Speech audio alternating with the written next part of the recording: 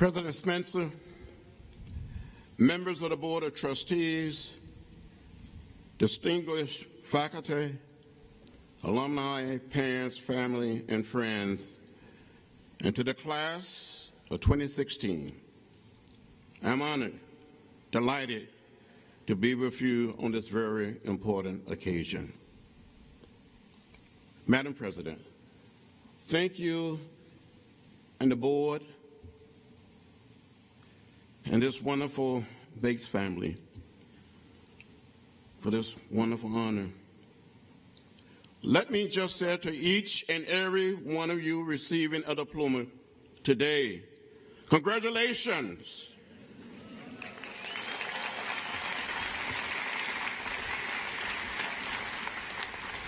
You look beautiful, you look handsome, you look colorful, and you look smart. This is your day. Enjoy it. Take a long, deep breath and take it all in. But tomorrow you must be prepared to roll up your sleeves because the world is waiting for talented men and women to lead it to a better place. I tell you, I feel more than honored. I feel more than lucky, but blessed to be standing here on this campus to speak to you, the graduate, where a man by the name of Benjamin Mays studied here. Many, many years ago, I got to know Dr. Mays,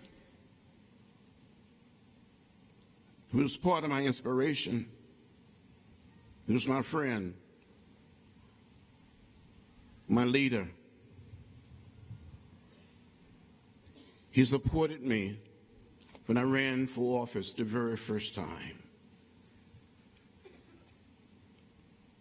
And I heard him speak about Bates College so many times. Some of you know he was president of Morehouse College in Atlanta for 27 years in the heart of my district. I had an opportunity to meet him and greet him. And I agree with Coretta Scott King, who spoke about him in her 1971 address.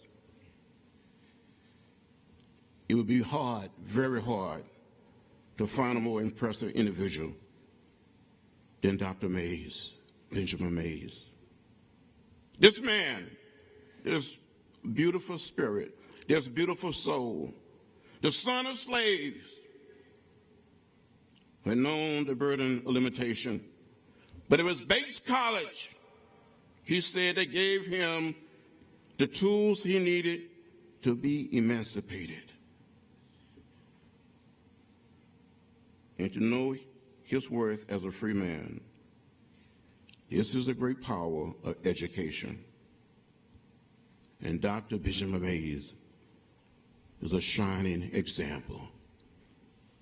I want to thank Bates College for what you did and continue to do to free and liberate all humankind. He had the ability to inspire young men to greatness and challenge them to be their best. He influenced an entire generation of successful black men and inspired men and women, not just of color. It didn't matter whether they were men of color or women of color, or whether they were white or Latino or Asian American or Native American. He did it. We used to call the students at Morehouse College Benny's boys. He inspired Martin Luther King Jr. It hadn't been for Dr. Mays, I'm not so sure there would have been a Martin Luther King Jr. He was Dr. King's spiritual father.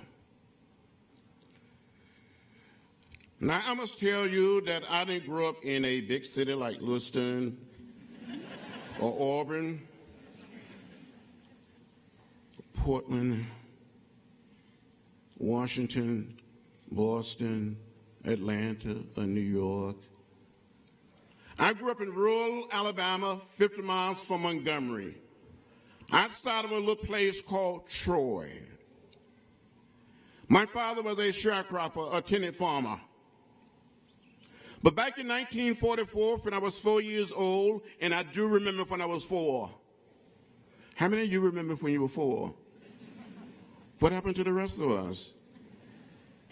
My father had saved $300, and a man sold him 110 acres of land. We still own this land today. On this farm, we raised a lot of cotton and corn, peanuts, hogs, cows, and chickens. On the farm, it was my responsibility to care for the chickens, and I fell in love with raising chickens. I know you smart, beautiful, handsome graduates don't know anything about raising chickens. I know some of you like to eat chicken, but you don't know anything about raising chickens. Any of you know anything about raising chickens? Well, hand there, hand there, hand there. Why don't we compare notes? Well, when I was growing up, and the setting hen was set, had to take the fresh eggs, mark them with a pencil, place them under the setting hen, and wait for 3 long weeks for the little chicks to hatch. Some of you may be saying, John Lewis, why do you mark those fresh eggs with a pencil before you place them under the setting hen? Well, from time to time, another hen would get on that same nest, and there would be some old fresh eggs. And you had to be able to tell the fresh eggs from the eggs that were already under the setting hen. Do you follow me? No, you don't follow me. It's okay. So when these little chicks were hatched, I would fool these setting hens. I would cheat on these setting hens. I would take these little chicks and get them to another hen. Put them in a box with a lantern and raise them on their own. Get some more fresh eggs, mark them with a pencil, place them under the setting hen. I kept on cheating on these setting hens and fooling these setting hens. And when I look back, it was not the right thing to do. It was not the moral thing to do. It was not the most loving thing to do. It was not the most nonviolent thing to do. But I was never quite able to save $18.98 to order the most inexpensive incubator or hatcher from the Cicero Buck store. Now, as graduates, you don't even know what I'm talking about. You never saw the Cicero Buck catalog. Maybe your grandparents or great-grandparents. It's a big book, heavy book, thick book. Some people call it the ordering book. Some people call it the wish book. I wish I had this. I wish I had that. So I wanted to be a minister. So I would gather all of our chickens together in the chicken yard. And my brothers and sisters and cousins were lined outside but around the chicken yard. And I would start speaking or preaching. And when I look back on it, some of these chickens would bow their heads. Some of these chickens would shake their heads. They never quite said amen. But I'm convinced that some of those chickens that I preached to in the 40s and the 50s tended to listen to me much better than some of my colleagues listen to me today in the Congress. And some of those chickens were just a little more productive. At least they produce eggs.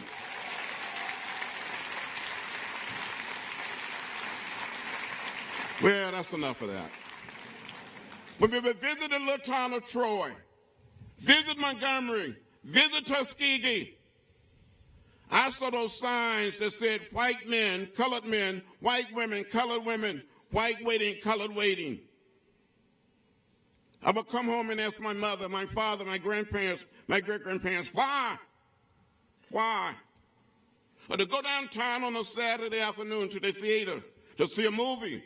All of us little black children had to go upstairs to the balcony, and all of the little white children went downstairs to the first floor. And I kept saying, why? My mother would say, that's the way it is, boy. Don't get in the way. Don't get in trouble. But I was inspired to get into trouble.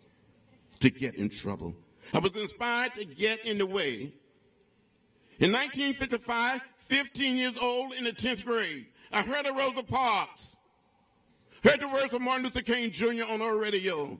The action of Rosa Parks, the words and leadership of Martin Luther King Jr. inspired me to get in the way. I was so inspired that in 1956, 16 years old, with some of my brothers and sisters and cousins, we went down to the public library in the little town of Troy, trying to get library cards, attempting to check out some books. And we were told by the librarian that the library was for whites only and not for colors. I never went back to that library until July 5th, 1998, for a book signing of my first book, Walking with the Wind, and hundreds of blacks and white citizens showed up. And at the end of the program, the end of the book signing, they gave me a library card. It says something about the distance we've come and the progress we made in laying down the burden of race.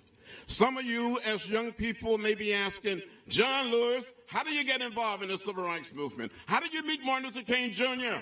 When 1957, 17 years old, graduating from high school, I wrote Dr. King a letter. Told him I wanted to attend a little college 10 miles from my home called Troy State College, now known as Troy University. He wrote me back and sent me a round-trip Greyhound bus ticket and invited me to come to Montgomery to meet with him. In the meantime, I'd been accepted at a little college in Nashville, Tennessee. An uncle of mine who I traveled to Buffalo with gave me a $100 bill in a Foot Locker. The $100 bill was more money than I ever had. I put everything in that Foot Locker except those chickens and took a Greyhound bus to Nashville, Tennessee. And after being in Nashville for about 3 weeks, I told one of my teachers that I've been in contact with Dr. Martin Luther King Jr. This teacher knew Dr. King. They both had studied together at Morehouse College in Atlanta. He informed Dr. King that I was there. Martin Luther King Jr. got back in church and suggested when I was home for spring break to come and see him. So in March of 1958, I'm 18. I boarded a bus. I traveled at 50 miles from Troy to Montgomery. And a young lawyer by the name of Fred Gray, never met a lawyer before.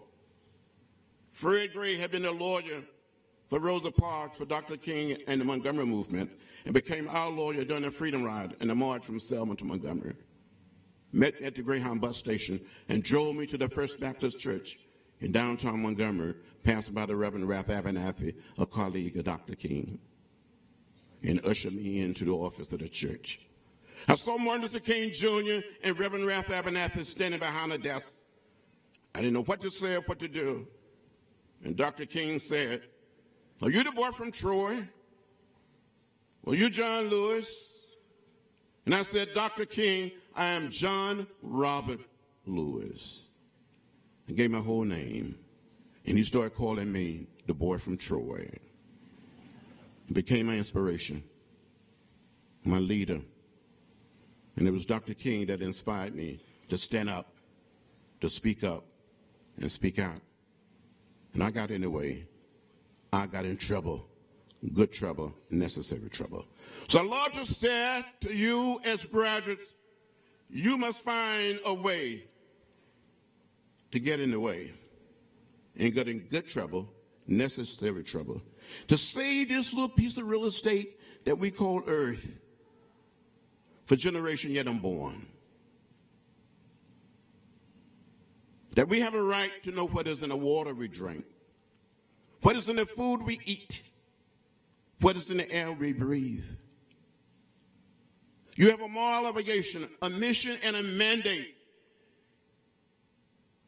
when you leave here to go out and seek justice for all. You can do it. You must do it. When I was much younger, had all of my hair, and a few pounds lighter, I studied the way of peace, the way of love, the way of nonviolence. We're sitting in at a lunch counter, sitting down in a restaurant, waiting to be served, black and white college students and some high school students, and people will come up and spit on us, put lighted cigarettes out in our hair, down our backs, pour hot water, hot coffee on us. We would get arrested and we would go to jail. We have been sitting in for a while in downtown Nashville. And we heard if we continue to sit in, we would get arrested. So I wanted to look what some young people call sharp, right? Fresh, clean, had very little money. So 2 or 3 days before going back on a sit-in, I went to a used men's store and bought a suit with a vest. You know how much I paid for the suit? $5. I look clean. I look fresh. If I still had this suit today, I probably could sell it for a lot of money on eBay. But by sitting in, by sitting down, we were standing up. And you must stand up. You have a moral obligation to speak up and speak out. When you see something that is not right, not fair, not just, you move your feet. Help make this little planet, help make this little piece of real estate available to all humankind. Can we find a way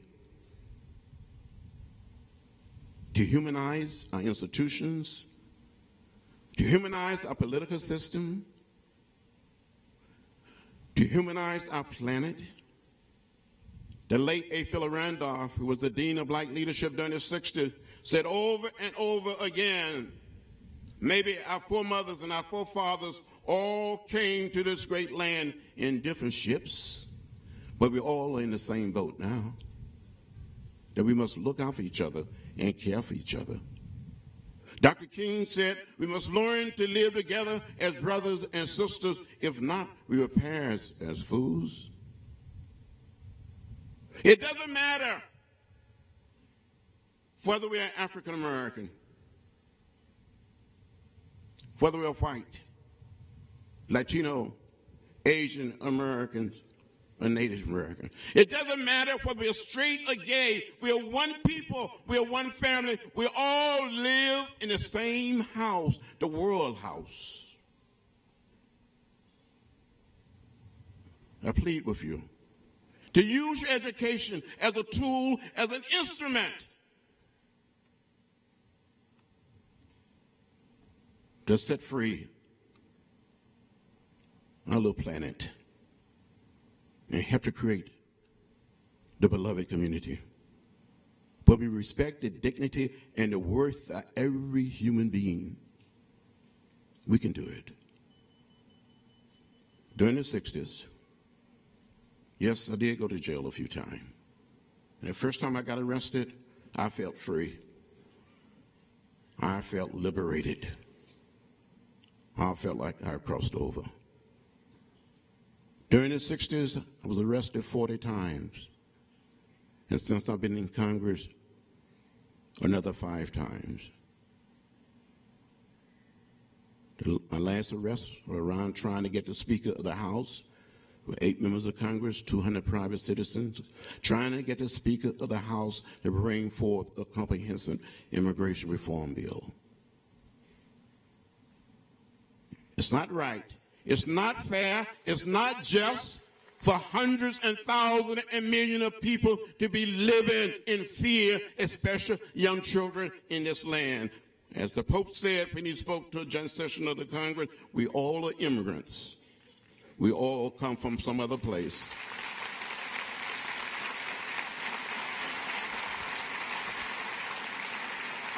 You have a role to play. I want to tell you a little story, and I'll be finished. Because this is your day, it's not mine. When I was growing up outside of Troy, Alabama, 50 miles from Montgomery, on that farm, I had an aunt by the name of Seneva. And my Aunt Seneva lived in what we call a shotgun house. I know here in the beautiful state of Maine, here at Bates College, you never seen a shotgun house. You don't even know what I'm talking about.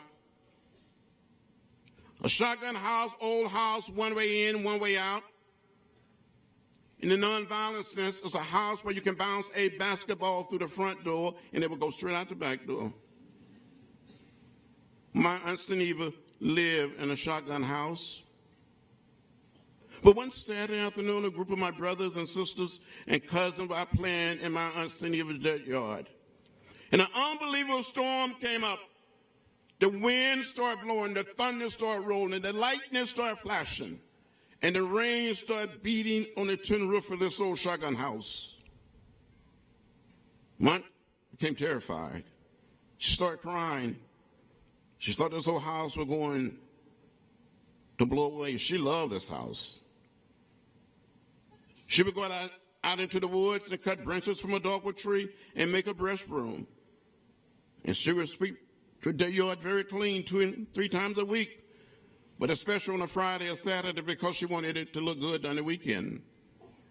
The wind continued to blow, the thunder continued to roll, the lightning continued to flash, and the rain continued to beat on the roof of this old shotgun house. And she cried and cried. She got all of us little children together, and when one corner of this old house appeared to be lifting from its foundation, she had us to walk to that side to try to hold the house down with our little bodies. When the other side appeared to be lifting, she had us to walk to that corner. We were little children walking with the wind, but we never, ever left the house. I said to you as graduates, the wind may blow, the thunder may roll, the lightning may flash, and the rain may beat down on our old house. Call it the house of Maine. Call it the house of Bates. Call it the American house. Call it the world house. We all live in the same house. Whatever you do your part, play your role in helping to hold our little trimming house together. And be a headlight and not a tail light.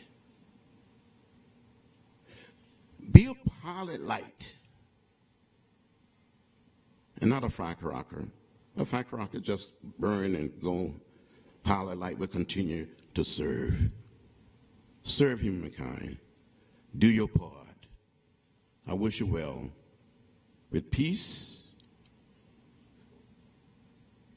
happiness, and one love. Congratulations.